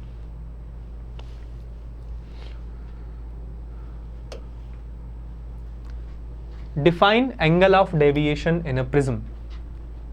Define angle of deviation in a prism, ठीक है। तो एंगल ऑफ डेविएशन क्या होता है सब जानते होंगे। एक प्रिज्म में आप जब इंसिडेंट रे डालते हैं और वो रिफ्रैक्ट होके 2 बार रिफ्रैक्ट होके आपका जब इमर्जेंट रे में कन्वर्ट हो जाती है, तो आपका कितना डेविएट हो गई है इंसिडेंट रे इमर्जेंट रे के कंपैरिजन में, इमर्जेंट रे आपका कितना डेविएट हो गई है इंसिडेंट रे के कंपैरिजन में, वो आप एंगल ऑफ डेविएशन से पता कर सकते हैं, ठीक है। एंगल ऑफ डेविएशन से पता कर सकते हैं, जैसे कि आप यहाँ पे देख सकते हैं, आपने इंसिडेंट रे डाली प्रिज्म पे, ठीक है, इंसिडेंट करी, और अगर इसकी ओरिजिनल ट्रेजेक्ट्री कुछ ऐसी देखी जाती तो इसके कंपैरिजन में आफ्टर द रिफ्रैक्शन जो इमर्जेंट रे है, this is nothing but emergent रे,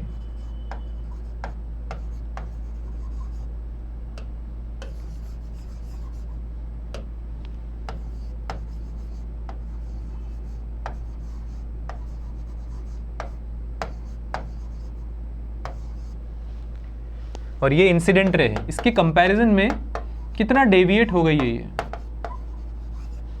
ये आप पता कर सकते हैं एंगल ऑफ डेविएशन से।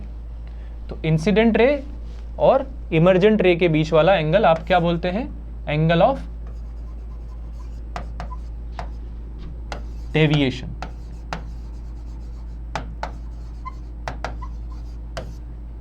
रिप्रेजेंट इसको आप डेल्टा से करते हैं जनरली, ठीक है।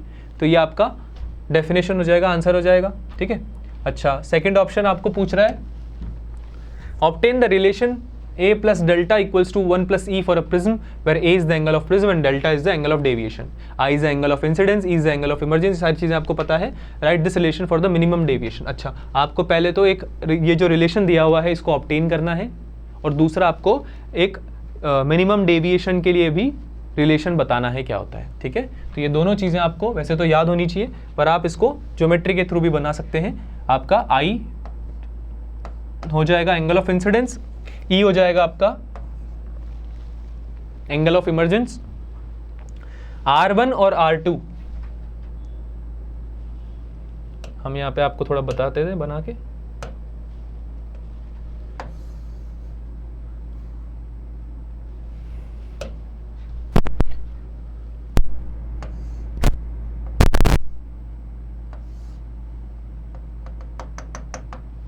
ठीक है, तो अगर आपका एंगल ऑफ इमर्जेंस अगर आप पीछे की तरफ लेके जाएं, आपका इमर्जेंट रे अगर आप पीछे की तरफ लेके जाएं, तो आप क्या निकाल सकते हैं?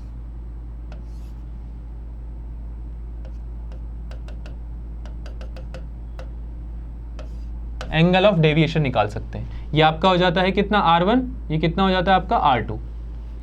ठीक है, यहां से अगर आप नॉर्मल डालें इस पे तो ये आपका I हो जाएगा, और इस पे अगर आप नॉर्मल डालें तो ये आपका हो जाएगा E। तो ये सारी चीजें आपको पता चल गई हैं, I, E, R1 और R2। ठीक है, अब आप ज्योमेट्री से कुछ चीजें लिख सकते हैं। एक तो इस ट्राइंगल को आप ध्यान से देखें तो आप बोल सकते हैं कि आपका जो एंगल ऑफ प्रिज्म है, ये आपका एंगल ऑफ प्रिज्म है A, ठीक है, और ये आपका जो O है, ये एंगल O जो है, ये दोनों मिलके कितना बना सकता है टोटल? 180 डिग्री। क्वाड्रिलेटरल जो है इसके अपोजिट जो है एंगल्स का सम कितना होता है? 180 डिग्री। एक तो ये आप बोल सकते हैं क्वाड्रिलेटरल वाले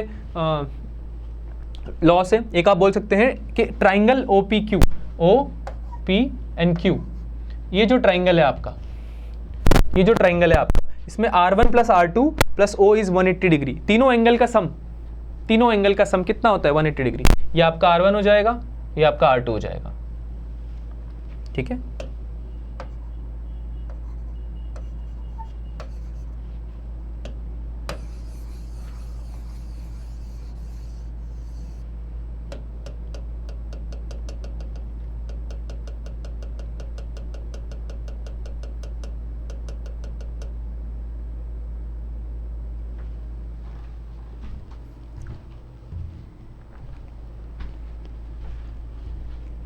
ओके।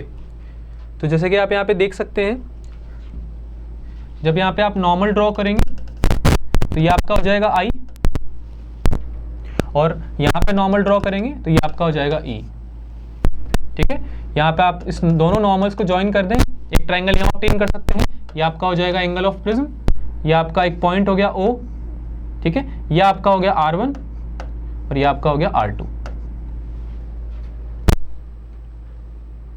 ठीक है, एक ट्राइंगल ऊपर बन रहा है, आप देख सकते हैं, एक ट्राइंगल आपका नीचे बन रहा है। इन पॉइंट्स को अगर आप P और Q बोल दें तो आप इसमें ज्योमेट्री की हेल्प से इजीली ये डिराइव कर सकते हैं। एक क्वाड्रिलेटरल हो जाएगा आपका APQ और O। तो इस क्वाड्रिलेटर में अपोजिट एंगल्स का सम 180 डिग्री होता है, A और B, A और O सॉरी, ये हो जाएगा आपका 180 डिग्री। एक आप ट्राइंगल ले सकते हैं OPQ, ये वाला, जिसमें एक R1 और R2 और O एंगल, तीन एंगल्स हैं, और ट्राइंगल के तीनों एंगल्स का सम 180 डिग्री होता है।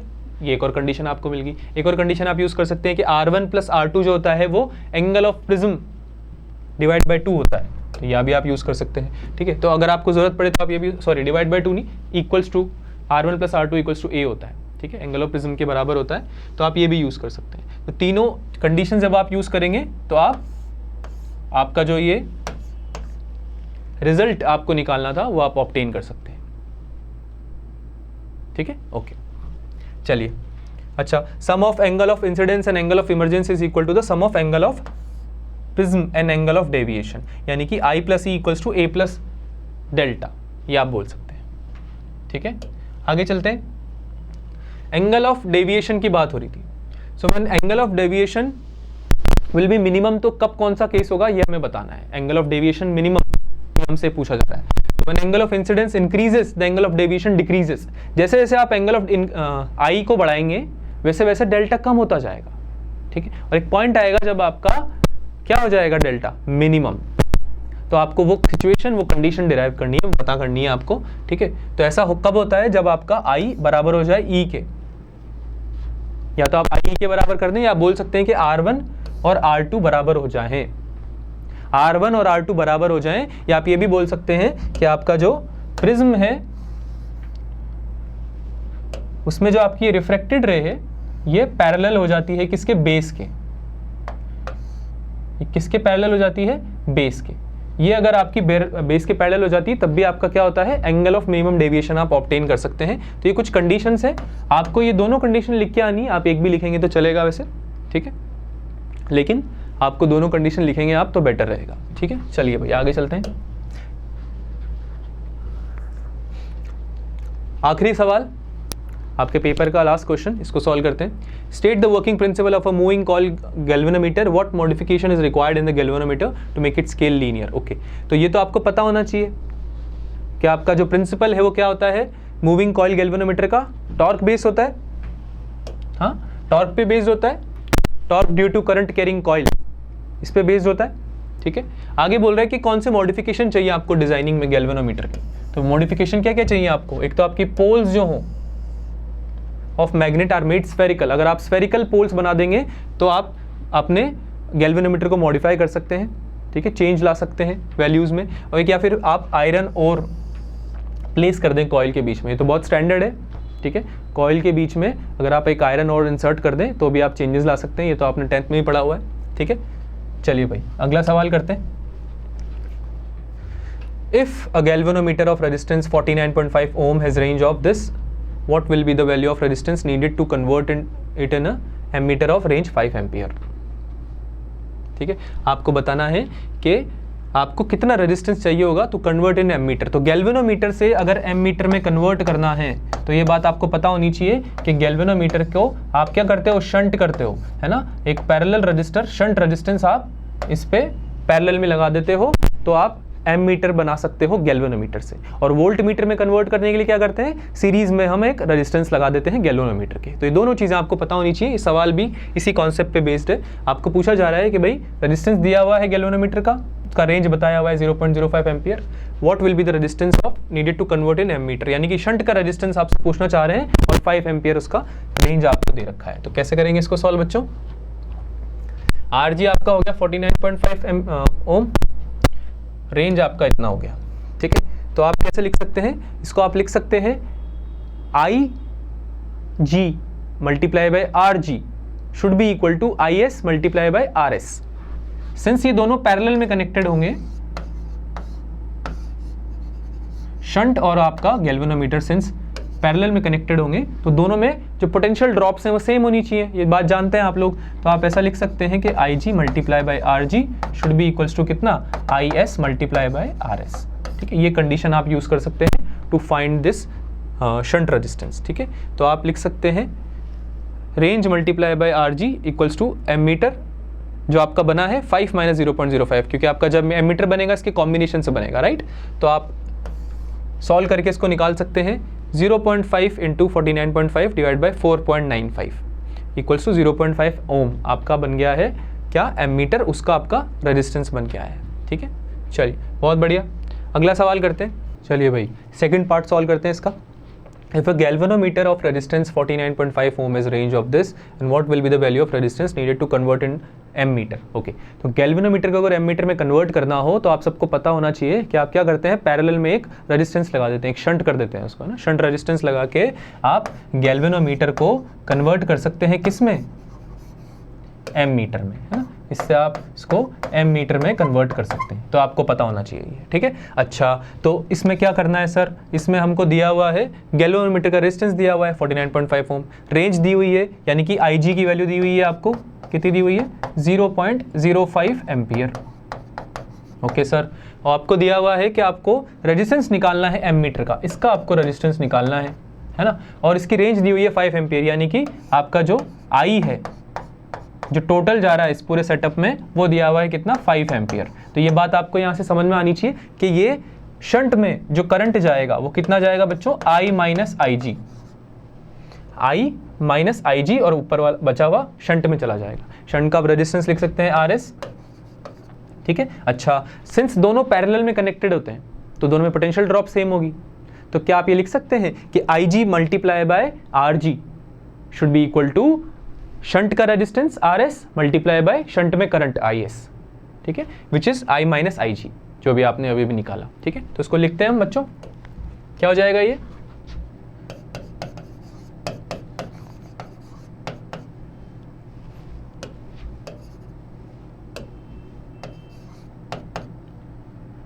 IS मल्टीप्लाई बाय RS, यानी शंट का करंट और उसका रेजिस्टेंस, ठीक है। अच्छा, इसको हम लिख सकते हैं I माइनस IG, अभी आपने सीखा, राइट। तो आप यहां से RS निकाल सकते हैं, इसको आप नीचे ले जाइए, ठीक है। तो ये आपका कुछ इस तरह से बन के आएगा, ठीक है, ये आपका कुछ इस तरह से बन के आएगा। तो इसको आप फर्दर सॉल्व करेंगे तो आप निकाल सकते हैं कि आपका एमीटर का जो रेजिस्टेंस है वो आ रहा है 0.5 एम्पियर, ठीक है। इसका आप सॉल्व कर सकते हैं। चलिए आगे चलते हैं। अगले पूछा जा रहा है आपसे, how these two resistor should be connected to galvanometer in both cases. ये तो हम डिस्कस कर चुके हैं ऑलरेडी। आपको अगर गैल्वेनोमीटर से एमीटर में बनाना है तो आप क्या करेंगे, आप करेंगे पैरेलल में शंटिंग, यानी कि आप एक पैरेलल में कनेक्ट करेंगे रजिस्टर को। अगर आपको वोल्ट मीटर बनाना है, शायद इसका हाउ दीज टू रजिस्टर का मतलब यही बोलना चाह रहा होगा, अगर आपको वोल्ट मीटर में कन्वर्ट करना है तो आपको सीरीज में कन्वर्ट करना है, तो ठीक है। तो एक में आ जाएगा आपका पैरेलल में और एक में आ जाएगा आपका सीरीज में, ठीक है। चलिए भाई, काफी इजी सवाल। आगे चलते हैं, लास्ट पार्ट करते हैं इसका। ओके, एक ट्रांसफॉर्मर के ऊपर क्वेश्चन है बच्चों। आपको दिया हुआ है input potential 200 sin omega t 100 pi t v is provided to an ideal transformer having 1000 turns। Ideal transformer की बात हो रही है बच्चों, ठीक है। तो आइडियल ट्रांसफॉर्मर में आपको सबसे पहले तो ये पता होना चाहिए कि जो V आउटपुट है डिवाइडेड बाय V इनपुट है, उसका रेशियो किसके बराबर होता है, secondary number of turns divided by primary number of turns in secondary coil and primary coil में जो टर्न्स है उनके रेशियो के बराबर होता है। 100 टर्न्स इन सेकेंडरी कॉइल, ठीक है। आपको दे भी रखा है 1000 टर्न्स आपको प्राइमरी के दे रखे हैं और 100 टर्न्स आपको सेकेंडरी के दे रखे हैं।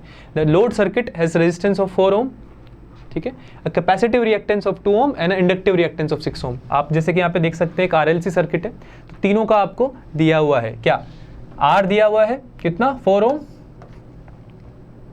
आपको दिया हुआ है कैपेसिटिव रिएक्टेंस यानी XL की वैल्यू दी हुई है आपको कितनी 2 ओम, और सॉरी XC की वैल्यू दी हुई है 2 ओम, और XL की वैल्यू इंडक्टिव रिएक्टेंस की वैल्यू आपको दी हुई है 6 ओम, ठीक है। चलिए बहुत बढ़िया। पहला सवाल देखते हैं क्या पूछ रहा है, the output voltage across the load circuit. ये तो आपको यहां से निकल जाएगा, राइट, यहां से निकल जाएगा, बहुत ईजी है। आउटपुट वोल्टेज क्या हो जाएगा बच्चों, NS upon NP, NS is 100 divided by 1000 multiply by कितना 200, ठीक है। इसको सॉल्व करेंगे हम, कितना आएगा ये V नॉट इक्वल्स टू कितना आ जाएगा,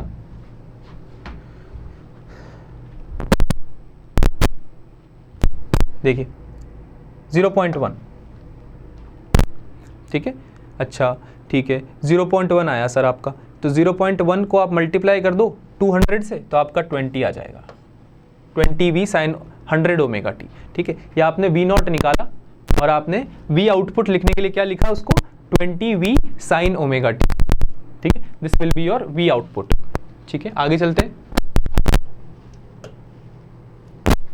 the current flowing through the load circuit, current flowing through the load circuit. अच्छा, current flowing through the load circuit क्या होना चाहिए बच्चों, current flowing through the load circuit क्या होना चाहिए, I equals to I nought omega sine omega T,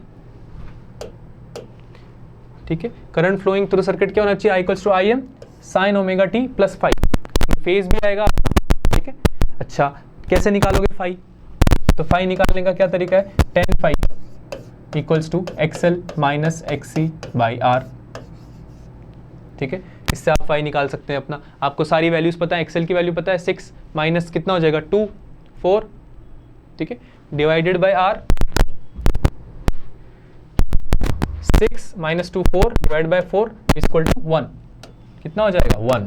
अच्छा, tan phi 1 है तो फाई कितना मतलब 45 डिग्रीज, यानी कि पाई बाय 4, फाई निकल गया आपका। चलिए बहुत बढ़िया। अगर अब फाई निकल चुका है तो बाकी वैल्यूज निकाल लीजिए। IM निकालने के लिए यहाँ से जो IM का आपका फॉर्मूला होता है वो क्या होता है, VM बाई Z, ठीक है। Z क्या होता है आपका, Z इम्पिडेंस कैसे निकालोगे, under root of R square plus XL minus XC का होल स्क्वायर, ठीक है, एक्सी माइनस एक्सएल का होल स्क्वायर। अच्छा ठीक है, फॉर्मूले में डाला हमने तो आपका निकल के आया कितना आया, ये 5√2/2 IM निकल के आया आपका 5√2/2 एम्पियर, ठीक है। अब 5√2/2 एम्पियर जो आपका आया है इसको आप यहाँ पे रख दीजिए,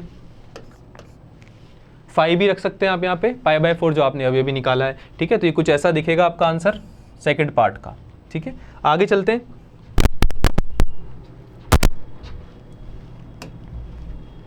the power supply to the load circuit by the transformer. अच्छा, अब पावर सप्लाई में आप मैक्सिमम पावर भी निकाल सकते हैं, आप निकाल सकते हैं एवरेज पावर भी। मैं सजेस्ट करूंगा आपको कि आप निकालें एवरेज पावर, क्योंकि जनरली एवरेज पावर ही सप्लाई की जाती है।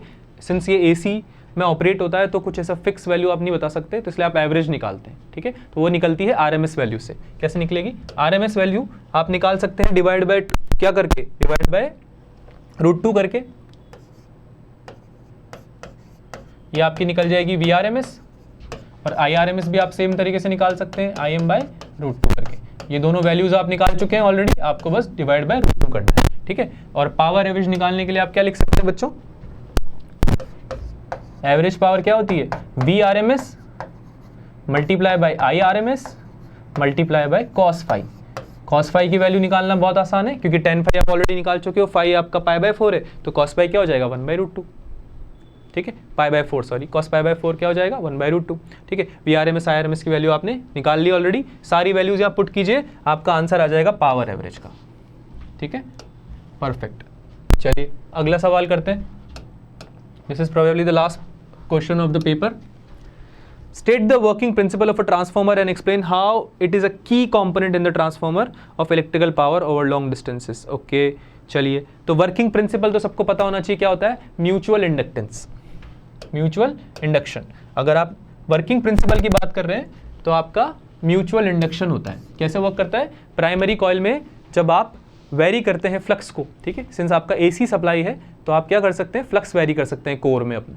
तो कोर में फ्लक्स का चेंज क्या करता है, म्यूचुअल इंडक्शन क्रिएट करता है। जो सेकेंडरी कॉइल है उसमें EMF जनरेट होता है because of change in flux with time, ये आपने पढ़ा हुआ है फैराडेज लॉ में, ठीक है। तो ये आपका कारण बनता है किस चीज़ का, वर्किंग प्रिंसिपल का, जो कि ट्रांसफार्मर में यूज होता है, ठीक है, बहुत बढ़िया। अच्छा, अगर हमको, हाँ, अगर आपसे पूछा गया है, अगला सवाल क्या पूछा गया था आपसे,